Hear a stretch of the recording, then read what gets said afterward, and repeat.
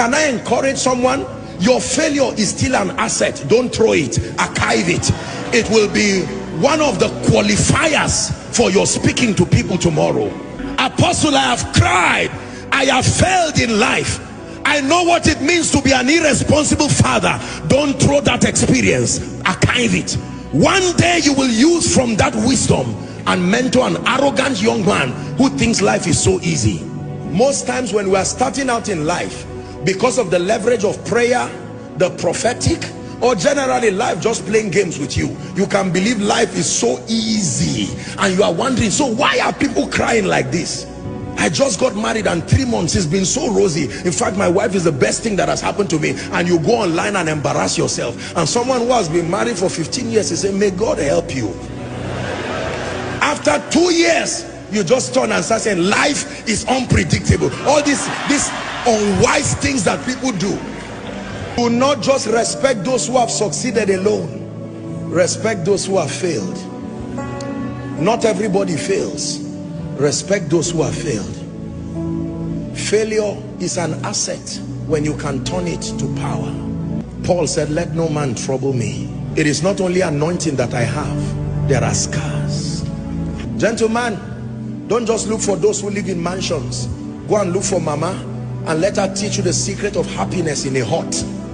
There is something you need to learn, because the money you think will come from the mansion, you will be surprised. You don't know the depression and the drugs that surround those mansions. Sometimes you need to learn from both a king, but you need to learn from the slave that is in his palace. There is something the slave can tell you that even the king does not know. The slave is the one who cleans the palace. He knows what he has seen there. Why will the Lord speak to a young virgin through an angel and says, Mary, you are highly favored? And the next thing that follows that woman is pain, controversy. There was nothing in the life of Mary that I have seen that looked like favor. An angel comes from heaven and says, you are highly favored. I would expect the king to call her and say, I had a dream. There is free land for you. As soon as Jesus is born, you become tax-free. That sounds to me like favor. So God calls scar favor. He calls controversy favor. He calls pain favor. Why would you say a woman is high? God is speaking to someone. Don't listen. You may cry, but don't be embarrassed about your failures again. There is something about the speaking of God, that until you are at your lowest moment, there is something about the voice of God you cannot hear. There is a pain requirement to hear certain things about God. Tonight's message is very deep. For some of you, you really will not understand it this night. You are too innocent. You have been shielded by the sacrifices of others. You may not really understand this.